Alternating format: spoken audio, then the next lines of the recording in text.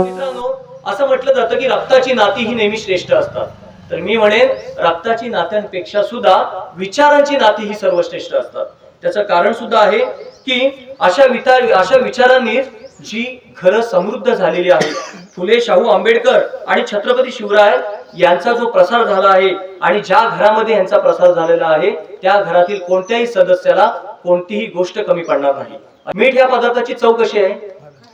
तर मीठ या खारट पदार्थाला जर आई जोडली तर मिठाई तयार होते. आणि याच मध्ये आई या शब्दाचं महत्व आहे. बघा किती साधा विचार आहे. मीठ या खारट पदार्थाला तुम्ही आई जोडली, हे आईचं महात्म्य आहे आणि त्याच्यातूनच गोड पदार्थ निर्माण होतो, तो म्हणजे मिठाई हा पदार्थ आहे. आणि याच आईच्या पोटी माझा शिवबा जन्मला, माझे राजे जन्मले. शिवनेरीवर माझ्या राजांचा जन्म झाला. शिवाजी महाराजांचं जे नाव आहे ते शिवशंकरावरून ठेवलेलं नाही, तर ते शिवाई देवीवरून ठेवलेलं आहे. आणि याचमुळे शिवजयंती आपण साजरी करतो. आपण शिवजयंती साजरी करतानाचे पण प्रकार आहेत. सध्या आपण प्रसार माध्यमामध्ये बघतो शिवजयंती साजरी करण्यावरून वाद आहे. आपल्याला त्यामध्ये पडायचंच नाही. आपल्याला फक्त एकच, आपला दृष्टिकोन एकच, मला फक्त चांगल्या गोष्टी घ्यायच्या.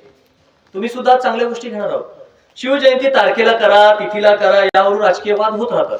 आपल्याला त्याच्याशी देणं घेणं नाही. छत्रपती शिवरायांची जयंती किंवा त्यांचे नामस्मरण, त्यांचे नाव, त्यांचे जीवन कार्य कोणत्याही दिवसात, कोणत्याही तासात, कोणत्याही तिथीत, कोणत्याही वर्षात नसावं, तर ते फक्त आणि फक्त आपल्या भारतीयांच्या श्वासात असावं. आणि त्याचमुळे आपण शिवजयंती उत्साहाने साजरी करतोय, उत्साहाने साजरी करू. मित्रांनो, आपण सारे देशवासी आहोत. आपला एकच ऑक्सिजन आहे. आपला ऑक्सिजन एकच आहे, तो म्हणजे शाहू फुले आंबेडकरांचे विचार आणि माझ्या राजा शिवछत्रपतींचे विचार.